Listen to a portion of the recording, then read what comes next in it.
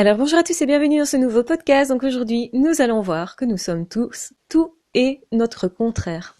Ça veut dire quoi, effectivement? Ça veut dire qu'en fait, on a une liberté qui est beaucoup plus grande que ce qu'on croit. Beaucoup de personnes se disent, ok, j'ai été comme ceci dans le passé, donc je serai d'office comme cela dans le futur. En réalité, pas du tout. Vous décidez, vous, de qui vous voulez être, de comment vous voulez vous comporter. Beaucoup plus que ce que vous croyez. En réalité, effectivement, on va se comporter comme on a l'habitude de se comporter, parce que c'est plus facile, parce que si vous voulez, votre chemin à ce niveau-là est déjà tracé. Je parle de chemin en réalité neurologique. C'est-à-dire que, effectivement, quand on a déjà fait quelque chose, on ne peut pas douter qu'on peut le faire dans le futur, donc c'est beaucoup plus accessible. On n'a pas de peur, si vous voulez, on n'a pas de limite. Par contre, quand on n'a pas fait quelque chose, on peut douter qu'on en est capable. Et donc forcément, si on doute qu'on est capable, on va moins facilement aller là-dedans parce qu'on aura des peurs, parce qu'on a peur en fait de ce qui nous est inconnu. Et la peur de l'inconnu, c'est effectivement avoir peur que ça se passe mal surtout, hein. Donc ici, quand on se dit, ok, j'ai été comme ça dans le passé, je serai forcément comme ça dans le futur, bien sûr, on va rester la personne qu'on est, mais surtout la personne qu'on décide d'être. Donc on a beaucoup plus de choix que ce qu'on croit. Qui voulez-vous être dans l'avenir est une question que vous devez vous poser continuellement parce que c'est ça qui peut vous aiguiller vers ce que vous voulez être ou qui vous voulez être et qui vous permettra aussi de dépasser vos limites, d'aller au-delà de vos peurs, d'aller au-delà des chemins tout tracés ou que vous pensiez tout tracés. Évidemment, beaucoup de personnes d'ailleurs voyagent pour ça. Donc le fait d'être en contact avec d'autres cultures, d'autres façons de voir la vie, va vous ouvrir vos horizons dans le sens où vous allez vous rendre compte que vous avez éventuellement été dans une certaine éducation, vous avez été conditionné, que ce soit à l'école, que ce soit par votre famille, par vos parents, etc., par votre milieu de vie, vous avez une façon de voir les choses et de penser. Et donc forcément, quand vous croisez des personnes qui pensent différemment, ça peut faire en sorte que vous compreniez qu'il y a d'autres possibles. Et du coup, vous allez vous poser aussi la question, est-ce que pour moi c'est possible de fonctionner différemment? Est-ce que pour moi c'est possible de faire d'autres choix? En réalité, on a bien plus de choix que ce qu'on croit, mais c'est vrai que comme il y a le conditionnement, l'éducation, notre façon habituelle de fonctionner, eh bien, on aura tendance par habitude à ne pas remettre en question ce qu'on fait et à les faire à notre manière habituelle. Et donc, effectivement, on a beaucoup plus de possibles. Et ce qui est intéressant, c'est de se poser la question, donc de pouvoir s'arrêter, de pouvoir méditer dessus, de pouvoir justement reprendre du recul par rapport à ce qu'on fait et de se dire, est-ce que je veux continuer de faire comme ça ou est-ce qu'au contraire, je vais faire autrement? Et généralement, quand quelqu'un va vraiment fonctionner à l'inverse de nous, on peut même s'en rebeller, on peut même éprouver de la colère par rapport à cette personne parce que ces personnes-là n'ont pas nécessairement les mêmes valeurs que nous et donc, du coup, ben, forcément, on est en train de se dire, mais c'est pas admissible que cette personne fonctionne comme ça. Une personne qui est très, très, très égoïste, si vous êtes très empathique, ben, forcément, vous allez vous dire, ah, mais c'est dégueulasse, cette personne, elle pense pas aux autres. Pourquoi elle est si centrée sur elle? Ça ne va pas. Il faudrait pas qu'elle soit comme ça, etc. Mais peut-être qu'aussi, ça montre que vous avez aussi le choix d'à certains moments être égoïste parce que vous n'êtes pas que empathique en réalité. Vous pourriez aussi choisir autre chose. Alors, je dis pas que c'est facile de changer sa façon d'être, sa façon de faire, sa façon de se définir, parce qu'il y a de ça aussi. En réalité, c'est comment je me perçois moi. C'est si je me perçois comme quelqu'un d'empathique, je vais forcément plus facilement aller aider quelqu'un, si vous voulez.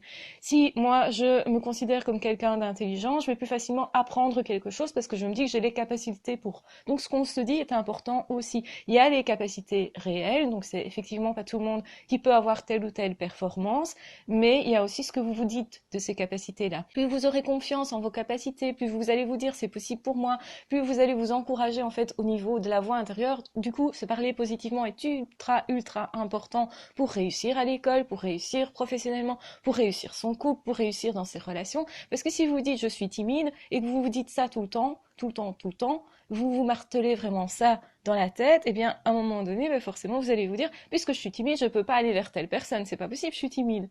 Donc, si par contre vous vous dites, mais pourquoi je me bloque dans telle situation, normalement je suis pas comme ça, vous aurez toutes les chances de vous débloquer et de vous dire, j'ai d'autres possibles.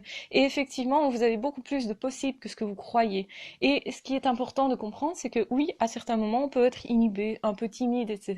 Et à d'autres moments, on a aussi la faculté, la possibilité d'être super sociable, super à l'aise.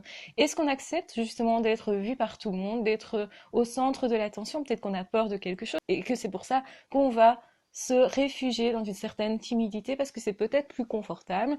Nous, on a appris à ne pas déranger les autres. Il y a peut-être aussi la culture, l'éducation qui fait que on perdure comme ça. On continue, si vous voulez, cette croyance qui fait que sinon on va déranger. Et donc, du coup, on n'ose pas sortir de ce cadre-là. Eh bien, quand on sort, parfois on se rend compte qu'en fait, ça dérange pas les autres, qu'au contraire, ça facilite la relation, que nous, si on fait le pas d'aller vers l'autre, ça ne l'ennuie pas, au contraire, ça lui facilite la tâche parce que l'autre a peut-être aussi les mêmes peurs, les mêmes craintes.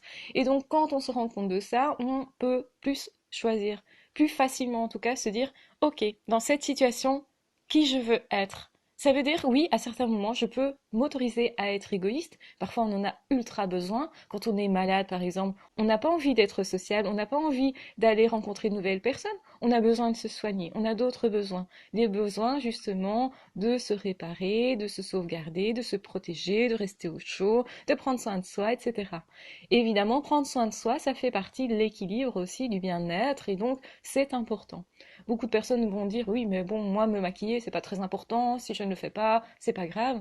Ok, mais peut-être qu'en le faisant, vous allez vous dire des choses positives.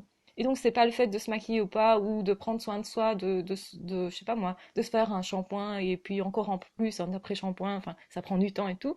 Mais si on prend ce temps-là pour soi, c'est aussi se gratifier soi et se donner comme message, je suis importante parce que je prends soin de moi. Donc, c'est pas tellement ce qu'on fait au final qui compte, c'est plutôt ce qu'on se dit. Et le fait de s'encourager, de se parler positivement, d'être son meilleur ami, d'être plutôt chouette avec soi-même, de se dire, ah, qu'est-ce que t'es belle aujourd'hui, qu'est-ce que t'es beau aujourd'hui, ah, je te trouve fort aujourd'hui, t'as vu, le sport, ça a été super, t'as vu, là, t'as mené ta barque super bien, là, je suis fière de toi. S'encourager comme ça, forcément, ça va changer la donne et les choses et ça va permettre, en tout cas, d'augmenter les possibilités. Nos capacités, on les perçoit en fonction de ce qu'on a déjà réalisé ou non et du fait de pouvoir se dépasser. Donc plus on va se dépasser dans certains domaines, plus dans d'autres domaines, ça va aussi être facile de nous dépasser parce qu'on sait qu'on a l'habitude de se challenger, qu'on sait que parfois on était vraiment vraiment bloqué par des peurs immenses qui nous paraissaient vraiment immenses et impossibles à dépasser, et pourtant on les a dépassés. Et c'est, peu importe ce qu'en pensent les autres, ce qui est important, c'est que vous vous souveniez que justement à ce moment-là, ça vous tétanisait, que vraiment c'était quelque chose qui vous paraissait impossible et qu'au final vous l'avez fait quand même. Et le fait de se souvenir de ça, ça veut dire que on a conscience qu'en fait on est capable de beaucoup plus de choses que ce qu'on croit. Et c'est souvent ça hein, le problème, c'est ce qu'on croit. Alors, que croyez-vous de vous? Est-ce que vous pensez être suffisamment puissant dans telle situation? Quand est-ce que vous êtes triste? Est-ce que c'est pas justement parce que vous vous sentez peut-être impuissant ou vous n'avez pas vraiment conscience de vos réelles capacités? Est-ce que le fait de se dire, je sais que souvent je me sous-estime, c'est le cas des surdoués, souvent ils se sous-estiment, mais souvent ils sous-estiment aussi leurs capacités. Le fait de se dire ça peut être rassurant dans le sens où on sait qu'au fond de nous, on a plus de ressources que ce qu'on croit. Le fait de se dire ça dans une situation difficile peut déjà nous apaiser et nous dire ok, de toute façon je suis un peu comme un chat, je retombe toujours sur mes pattes au final. De toute façon, même quand j'ai peur, il se passe jamais le truc dont j'ai peur et j'arrive quand même toujours à trouver des solutions, de voir quand même la situation qui parfois justement foire, mais dans l'échec, je trouve quelque chose d'intéressant que je n'avais pas vu et donc au final je finis par rebondir et rebondir mieux, rebondir plus loin. Eh bien, souvent c'est le cas et souvent on a peur de choses qui n'arrivent pas. On a des limites parce que ça nous est confortable et donc on n'ose pas être tout et son contraire. Peut-être qu'on a peur d'être incohérent aussi. Mais ce qui est important, c'est que décidez-vous, vous, d'être? Je pense que les gens qui se définissent comme empathiques n'ont pas envie d'être égoïstes. Mais ça ne veut pas dire qu'à certains moments, ils ne peuvent pas s'autoriser à l'être. Peut-être qu'ils vont l'être justement dans des situations comme j'ai cité, dans le cas de maladie, en cas justement où ils savent qu'ils ne peuvent pas prendre soin des autres à ce moment-là, qu'ils sont obligés de prendre soin d'eux pour ensuite éventuellement retourner dans la relation.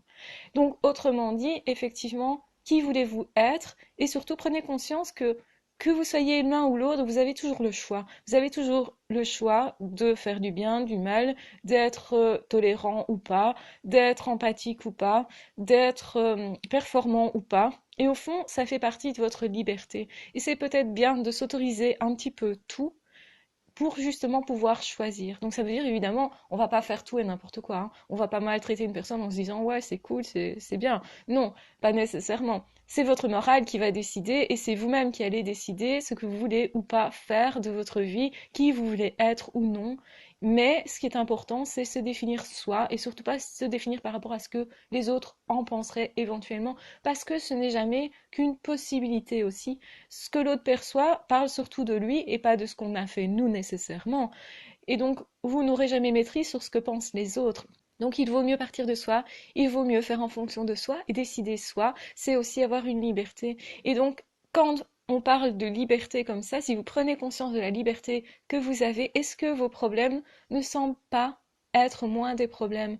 Est-ce que vous n'avez pas l'impression d'avoir plus de possibles face aux obstacles? Est-ce que du coup les obstacles vont vous arrêter? Je pense que moins facilement les obstacles vont vous arrêter si vous pensez que vous avez justement beaucoup plus de capacités que ce que vous croyez et que vous décidez de tester ça. Donc voilà, ne restez pas à des théories. Bien sûr que ce podcast est utile dans la réflexion, mais pas seulement. Moi, je vous conseille de mettre en pratique les choses, de vous tester, de vous challenger, de vous faire des défis et de vous dire, OK, aujourd'hui, qu'est-ce que je décide d'être? Prenez plutôt conscience, mais vraiment conscience de ce que vous décidez d'être ou qui vous décidez d'être et parce que vous le faites ça à chaque instant et souvent ce sont des automatismes, on n'en prend pas conscience et quand on prend conscience de ça on s'y dit waouh, j'ai beaucoup plus de possibilités, ça veut dire que l'horizon il est beaucoup plus large que ce que je crois et donc peut-être que quand vous êtes dans des situations où tout vous semble obtus, quand justement vous ne regardez qu'un problème d'une seule manière, vous n'allez pas voir qu'il y a d'autres possibles et que vous avez en fait beaucoup plus d'outils que vous croyez, beaucoup plus de situations possibles que vous croyez. Ça peut être que à côté de vous, il peut y avoir X personnes qui pourraient vous aimer. Si vous ne voyez pas ces autres possibles, vous allez rester bloqué sur une situation qui peut-être ne vous convient pas et vous allez possiblement désespérer par rapport à ça parce que vous croirez que c'est votre dernière chance, votre dernier espoir et donc du coup vous allez déprimer et peut-être vous ne verrez pas tous les autres possibles qui vous pouvez être vous aussi tout seul et tout simplement ouvrez vos chemins et testez-vous. C'est vraiment ce que je vous conseille de faire. Voilà, je vous embrasse très fort, je vous aime très fort. Prenez bien soin de vous et de toute façon on se retrouve très vite dans d'autres vidéos ou dans d'autres podcasts. Ah, ciao, bye bye!